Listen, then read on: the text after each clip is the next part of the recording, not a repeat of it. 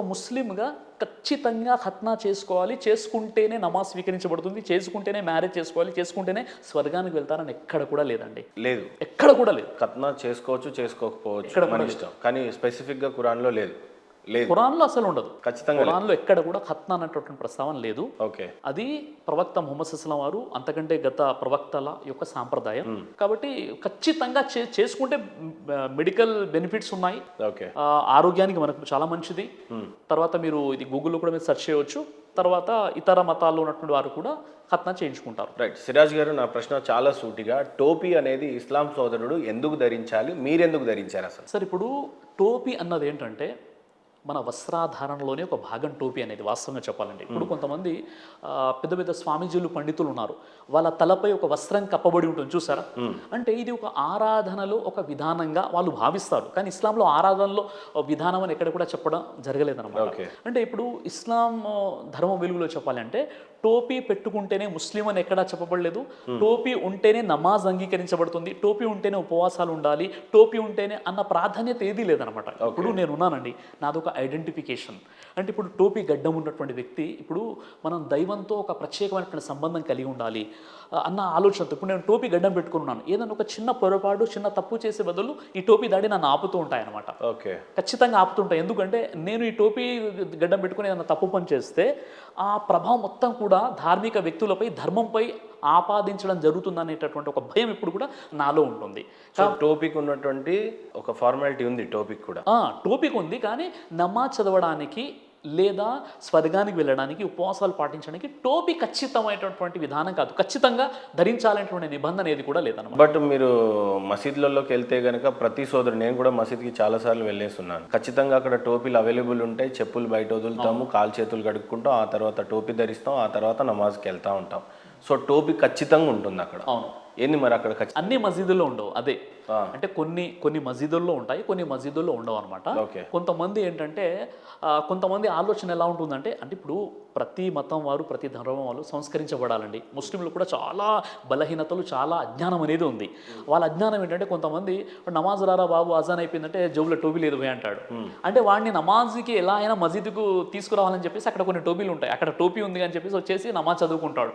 కానీ టోపీ ధరిస్తేనే నమాజ్ అవుతుంది అన్న నిబంధన ఎక్కడ కూడా ఇస్లాంలో లేదు. అయితే టోపీకి దేనికి చిహ్నం అని బేసిక్గా అంటారని నాకు తెలిసింది అని అంటే, మొహమ్మద్ ప్రవక్త వారు అప్పట్లో ఎడారిలో ఉండేవాళ్ళు, ఆయన పగిడి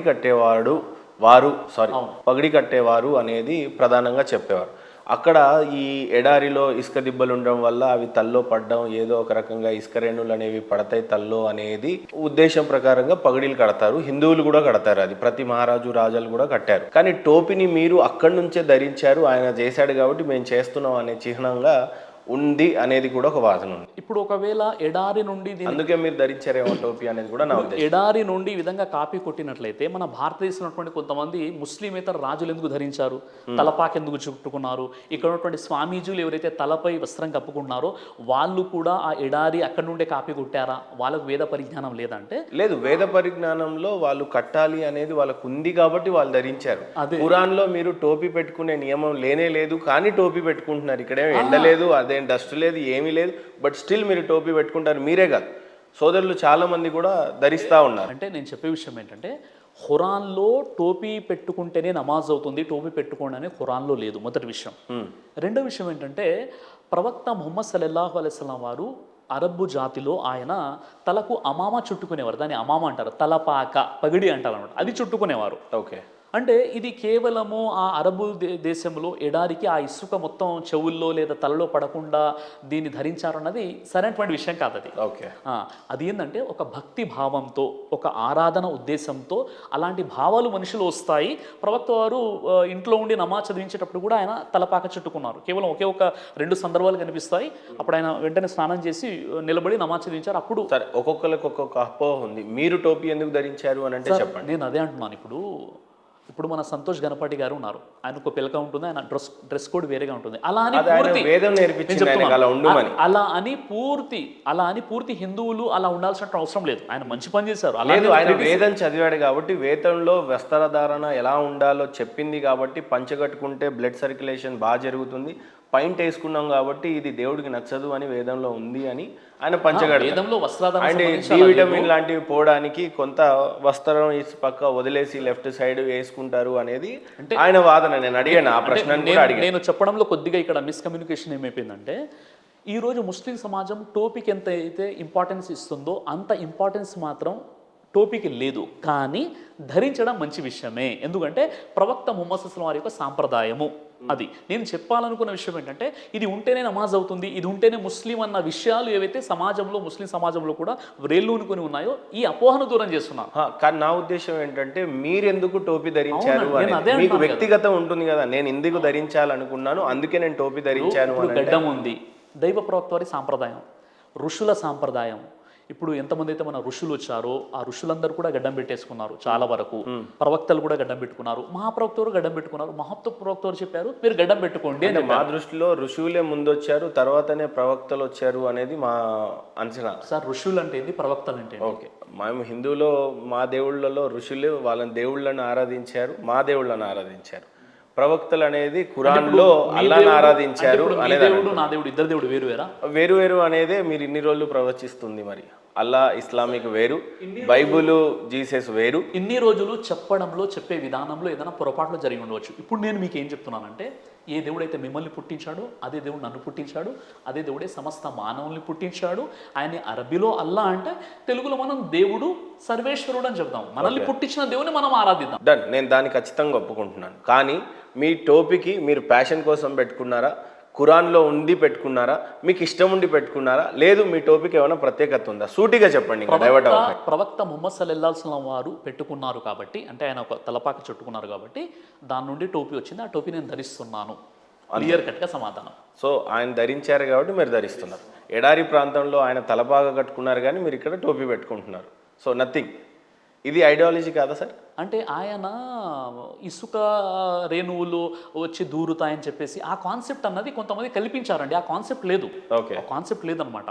అంటే ఆరాధన చేసేటప్పుడు కొన్ని నియమాలు ఉండడం వల్ల దైవానికి మనం దగ్గర అవుతాం, ఆ ఆలోచన ఉంది తప్ప అదేదో ఇసుక రేణువులు తల మీద పడతాయి అలాంటి ఇప్పుడు మళ్ళీ అక్కడ అరబులు ఇప్పుడు ఎందుకు అది ఫాలో అవుతున్నారు అది కాదనమాట. కొన్ని హదీసులో ఉన్న విషయం అనమాట. అంటే ప్రవక్త వారు తలపాక చుట్టుకునేవారు, ఆ విధంగా వస్త్రాలు ఎలా ఉండేవి, అందులో ఒక భాగం అది. సిరాజ్ గారికి జాకిర్ నాయక్ గారి సంస్థలకి టైఅప్స్ ఉన్నాయి, మీకు అక్కడి నుంచే అమౌంట్ అందుతుంది, మీకు ఫండింగ్ వస్తుంది జాకిర్ నాయక్ గారి త్రూవే. మీరు కంప్లీట్ జాకిర్ నాయక్ గారి రిప్లికా. జాకిర్ నాయక్ గారిని ఈ దేశం వదిలేసి పొమ్మన్నారా, ఆయనే బహిష్కరించుకున్నారా, బహిష్కరణ చేశారా అనేది నాకైతే పూర్తిగా తెలియదు. మీరే చెప్పాలి. ఆయనకి మీకున్నటువంటి సంస్థ ఒకటేనా, లేదు మీ సంస్థ వేరు, మీరు చేస్తున్నటువంటి పనులు వేరు. జాకిర్ నాయక్ గారు చేసినటువంటి ప్రతి ప్రొఫెషనల్ ఏదైతే చేశాడో అదే దశలో అదే విధంగా మీరు కూడా చేస్తున్నారు, ఫాలో అవుతున్నారు.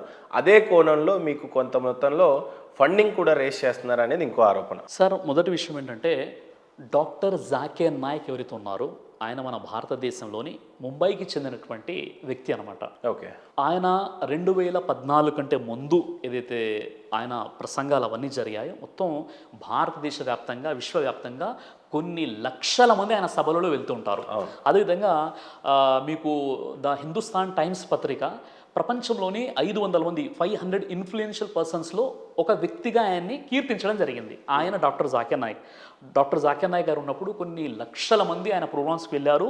కొంత పండితులతో శ్రీ రవిశంకర్ గారితో డిబేట్ జరిగింది, విలియం క్యామిల్స్తో డిబేట్ జరిగింది. ఇలా చాలా పెద్ద పెద్ద డిబేట్స్, చాలా పెద్ద కార్యక్రమాలు చేసినటువంటి వ్యక్తి డాక్టర్ జాకిర్ నాయక్ గారు. అయితే నా గురించి మీరు తెలుసుకోవాల్సిన విషయం ఏంటంటే, జాకిర్ నాయక్ గారు ఎప్పుడైతే హైదరాబాద్ వచ్చారో, అంటే ఒక 18 సంవత్సరాల క్రితమో 20 సంవత్సరాల క్రితమో అనుకుంటాను, ఎప్పుడైతే జాకిర్ నాయక్ గారు వచ్చారో అప్పుడు ఆయన వచ్చారు. నేను కూడా అన్వేషణలో ఉన్నాను, నిజంగా దేవుని తెలుసుకునే ప్రయత్నంలో ఉన్నాను, నా స్టడీ ముందుకు కొనసాగుతుంది. ఆ సందర్భంగా డాక్టర్ జాకిర్ నాయక్ గారి ప్రోగ్రామ్ ఇక్కడ జరుగుతుందంటే నేను వచ్చాను. నేను వచ్చేసి ఆయన ప్రోగ్రాంలో పాల్గొని ఆ తర్వాత ఒక క్వశ్చన్ అడిగాను. దాని తర్వాత ఒక 2 సందర్భాల్లో ప్రోగ్రామ్స్లో ఏదో అక్కడ, ఎందుకంటే ఇప్పుడు జాకిర్ నాయక్ నన్ను గుర్తుపట్టారు, జాకిర్ నాయక్ దగ్గర నేను ట్రైనింగ్ తీసుకోలేదు, జాకిర్ నాయక్తో ఎలాంటి ప్రత్యేకమైన సంబంధాలు లేవు, జాకిర్ నాయక్తో ఫండింగ్ అసలే లేదు. గమ్మత్తైన విషయం ఏంటంటే జాకిర్ నాయక్ నన్ను గుర్తుపట్టారు.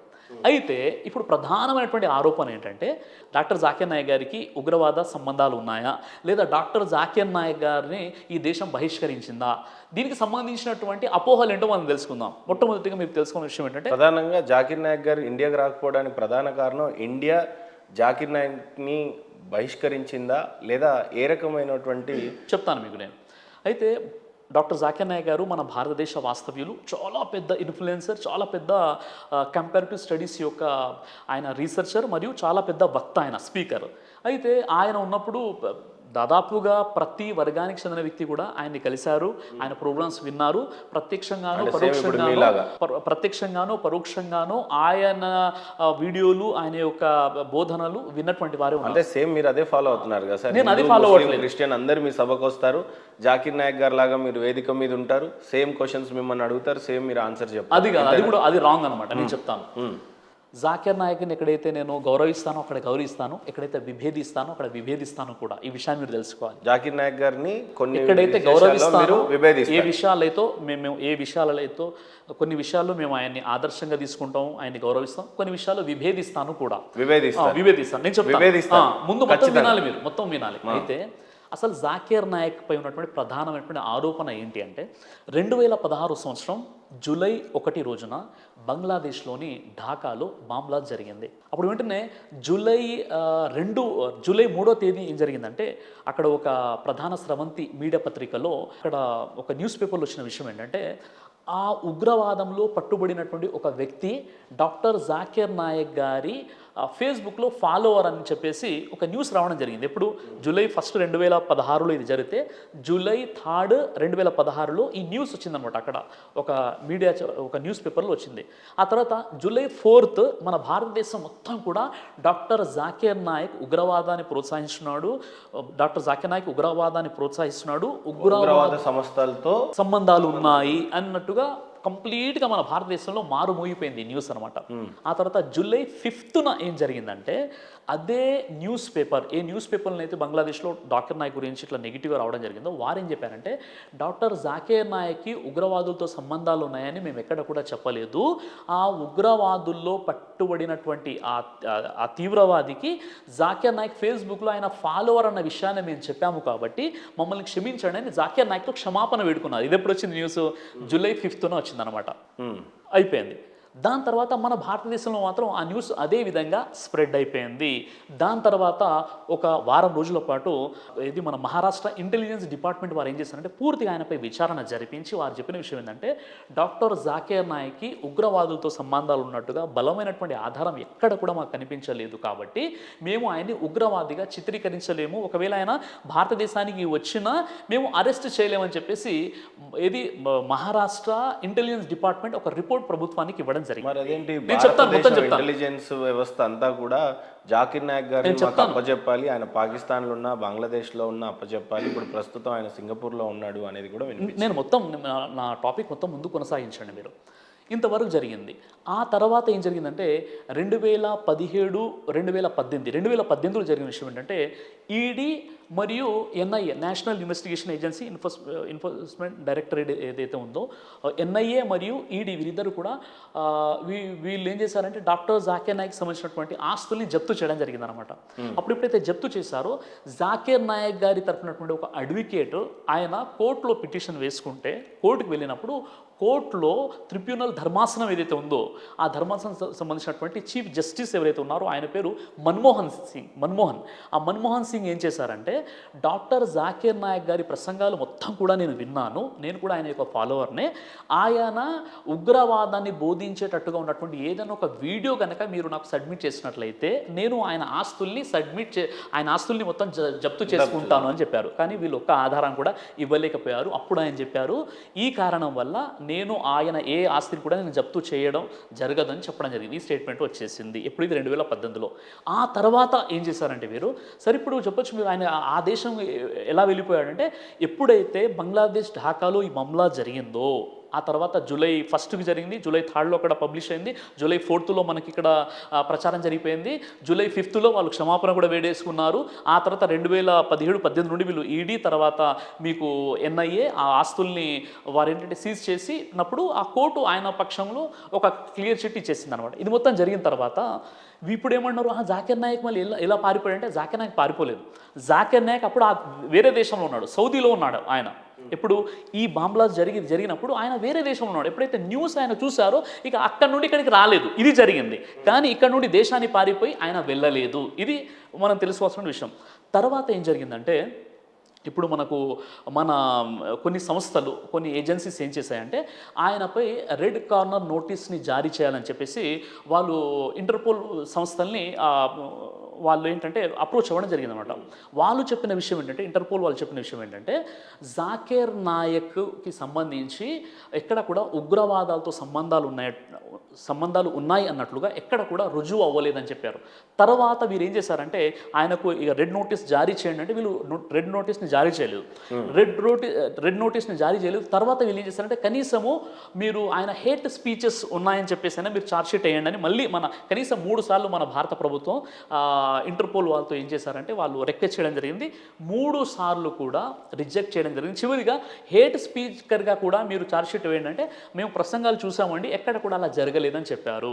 ఇప్పుడు ఒకవేళ రెడ్ కార్నర్ నోటీస్ కనుక జారీ చేసినట్లయితే, మొన్న ఆయన పాకిస్తాన్ వెళ్ళాడు, ఏదో దేశాలు మలేషియా, ఖతర్ వెళ్ళాడు, ఆయన ఇన్ని దేశాలు ఎలా తిరగలుగుతాడు? ఇది విషయం అనమాట. కాబట్టి ఇది పొలిటికల్గా జరిగినటువంటి ఒక కుట్ర. అయినప్పటికీ కొన్ని విషయాల్లో జాకిర్ నాయక్ గారు మాట్లాడే విధానమైన ఆ క్వశ్చన్ ఆన్సర్స్లో అంటే కొంతమంది చాలా వాళ్ళ మనసుకు బాధ కలిగేలా కూడా కొన్ని సమాధానాలు ఇస్తుంటారు. ఆ విధానాన్ని నేను ఇష్టపడను. ఇలా చేస్తేనే ఖచ్చితంగా ఇలా ఉంటుందని కొన్ని విషయాలు చెప్తూ ఉంటారు. ఆ విషయాన్ని, ఆ వే ఆఫ్ అప్రోచ్ ఏదైతుందో దానికి నేను ఒక్క ఉదాహరణ చెప్పండి. మీరు విభేదించే ఉదాహరణ ఏదన్నా ఒకటి చెప్పండి. ఉదాహరణకి డాక్టర్ జాకిర్ నాయక్ గారు శ్రీ రవిశంకర్ గారితో డిబేట్ చేశారు. The concept of God in Hinduism and Islam అనేటటువంటి అంశంపై బెంగళూరులో చాలా పెద్ద డిబేట్ జరిగింది. 5 లక్షల మంది వెళ్ళారనమాట. అందులో శ్రీ రవిశంకర్ గారు రాసినటువంటి ఏదైతే పుస్తకం ఉందో ఆ పుస్తకంలో ఫలానా తప్పులున్నాయి అని జాకిర్ నాయక్ గారు చెప్తుంటే ఆయన ఏం చెప్తున్నారంటే, సార్ నేను ఆనాడు హిందూ ముస్లింల మధ్య ఏదో కొన్ని గొడవలు జరుగుతున్నాయి, వాళ్ళను దృష్టిలో పెట్టుకొని ఆ బుక్ రాశాను, అందులో తప్పులు ఉన్నటువంటి విషయాలు కరెక్టే అని ఆయన ఒప్పుకున్నప్పుడు కూడా ఆ చాప్టర్ నెంబర్ వర్స్ నెంబర్ ఇలా చేశారని ఆయన మనసుకు బాధ కలిగించే విధంగా డిబేట్ జరిగింది. అంటే చూస్తుంటే నాకు అనిపించింది ఒక వ్యక్తి రియలైజ్ అవుతున్నాడు, అయినప్పటికీ కూడా నువ్వు చేసిన తప్పు ఇదని ఈ విధంగా అన్నారు. మరో విషయం ఏంటంటే, ఇప్పుడు నేను ముఖ్యంగా ఏ విషయంలో విభేదిస్తున్నానంటే, మొన్న జాకిర్ నాయక్ గారు అంటే ఒక 1 మంత్ క్రితం పాకిస్తాన్ వెళ్ళారు. జాకిర్ నాయక్ గారు పాకిస్తాన్ వెళ్ళడం నాకు అస్సలు నచ్చలేదనమాట. ఆ తర్వాత ఉండి ఇంకా నేను చాలా ఫీల్ అయిపోయాను. ఎందుకంటే పాకిస్తాను ఆయన వెళ్ళడం, అక్కడ ప్రసంగాలు చేయడము, ఆ తర్వాత అక్కడ ఉన్నటువంటి క్రైస్తవులు అడిగినటువంటి ప్రశ్నలు కూడా చాలా ఆయన సమాధానం చెప్పడంలో ఏంటంటే నాకు అంతగా నచ్చలేదనమాట. కాబట్టి ఇలాంటి కొన్ని విషయాలు జాకిర్ నాయక్ గారు పాకిస్తాన్కి వెళ్తే మీకెందుకు నచ్చలేదు? అంటే నా వ్యక్తిగతంగా కారణం మీ శత్రు దేశం అని భావిస్తున్నారా? ఖచ్చితంగా శత్రు దేశమే. పాకిస్తాను అనేది భారతదేశానికి ఖచ్చితంగా శత్రు దేశమే, అందులో ఎలాంటి సందేహం లేదు. రెండో విషయం ఏంటంటే, జాకిర్ నాయక్ గారికి కొన్ని కోట్ల మంది ఫాలోవర్స్ ఇండియాలో ఉన్నారు. అలాంటప్పుడు ఆయన పాకిస్తాన్కు వెళ్ళిపోవడం అన్నది అది ఎందుకో నచ్చలేదన్నమాట. నచ్చలేదు. ఇంకో విషయం ఏంటంటే, అక్కడ ప్రసంగాలు చేసేటటువంటి విధానంలో కూడా ఆయన చాలా కరుకుగా సమాధానం ఇచ్చారు. కొంతమంది క్రైస్తవులు వరుసలో నిలబడి కొన్ని క్వశ్చన్స్ అడిగినప్పుడు ఆయన చెప్పే విధానంలో ఎందుకో నాకు నచ్చలేదన్నమాట. ఇలా కొన్ని విషయాలు ఉన్నాయి. ఆయన క్వశ్చన్ ఆన్సర్స్లో జవాబు చెప్పే విధానమైనా, లేదా ఇప్పుడు పాకిస్తాన్కి వెళ్ళినటువంటి విషయమైనా, ఇంకా కొన్ని విషయాలు ఉండవచ్చు. అలా కొన్ని విషయాలు ఉన్నాయన్నమాట. ప్రపంచం అంతా శాంతి చేకూర్చాలి అని మీరు పాకిస్తాన్ని శత్రు దేశంగా భావించడానికి గల కారణాలు ఏంటి సార్? పాకిస్తాన్ని శత్రు దేశంగా అన్న విషయం ఏదైతే ఉందో, ఇప్పుడు మన భారతదేశానికి పాకిస్తాన్ శత్రు దేశం కాదా, అవునా కాదా అంటే ఖచ్చితంగా శత్రు దేశమే. ఎందుకంటే ఇప్పుడు మనం ఏదైనా ఉగ్రవాదులకు సంబంధించి ఐసిస్ అయినప్పుడు కూడా ఎంతమంది అయితే ఉగ్రవాదులు ఉన్నారో, నిజంగా చెప్పాలంటే పాకిస్తాన్కు సంబంధించినటువంటి వాళ్ళ ద్వారా మన భారతదేశంలో ఉంటున్నటువంటి ముస్లింలపై నిందలు మోపడం జరుగుతుంది. కాబట్టి ఏదైనప్పుడు కూడా ఇది మన భారతదేశం అండి. మన భారతదేశం కోసం నన్ను అడిగితే ఒక బ్రదర్ సిరాజ్గా, ఒక శ్రీరామరాజుగా నా ప్రాణాన్ని కూడా నా దేశం కోసం అంకితం చేయడానికి, ధారపోయడానికి నేను సిద్ధంగా ఉన్నాను.